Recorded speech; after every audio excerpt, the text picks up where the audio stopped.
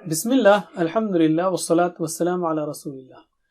السلام علیکم. آؤ تجوید سیکھیں آسان طریقے سے. سبق نمبر 36A جس میں ہم میم اور نون پر شدہ والے الفاظ سیکھیں گے. شدہ کو اردو میں تشدید بھی کہتے ہیں لیکن عرب شدہ کہتے ہیں تو بہتر ہے کہ ہم اس کو شدہ کہیں. نون پر یا میم پر جب تشدید آتی ہے یا شدہ آتا ہے تو غنہ کے ساتھ پڑھنا ہوگا. غنہ کا مطلب کیا ہے؟ ناک سے آواز ہوگی اور دو حرکت کے ساتھ یعنی ڈبل سٹریچ کریں گے.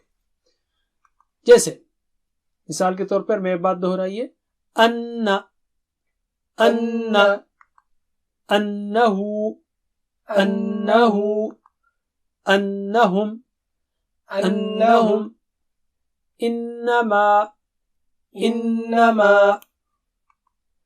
ان ان انہو انہو انہم انہم انکا انکا. جیسا کہ آپ دیکھ رہے ہیں ان اور انا کے ساتھ جو ہے جڑ کر کئی الفاظ آ رہے ہیں ہو ہم کا وغیرہ. قرآن میں یہ بہت ہیں اس لیے ہم نے اس کی یہاں پر پریکٹس رکھی ہے. انی انی انکم انکم انا انا. تو چاہے وہ انا ہو یا انا ہو ای بھی صاف رہنا چاہیے آپ کا. انا انا نہیں انا.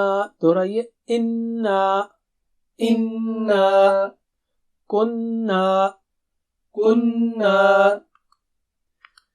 جنات جنات جہنم جہنم ولیکن ولیکن. اب ہم لیتے ہیں میم پر تشدید والے الفاظ. مما مما عما عما لما لما وَأَمَّا وَأَمَّا. یہاں سب پر میم تشدید کے بعد پھر الف مد بھی ہے تو ہم اس کو بھی کھینچ رہے ہیں. مما تم وہاں بھی ڈبل حرکت ما یہاں بھی ڈبل حرکت اینڈ سو آن. آخری لفظ ہے ثم ثم.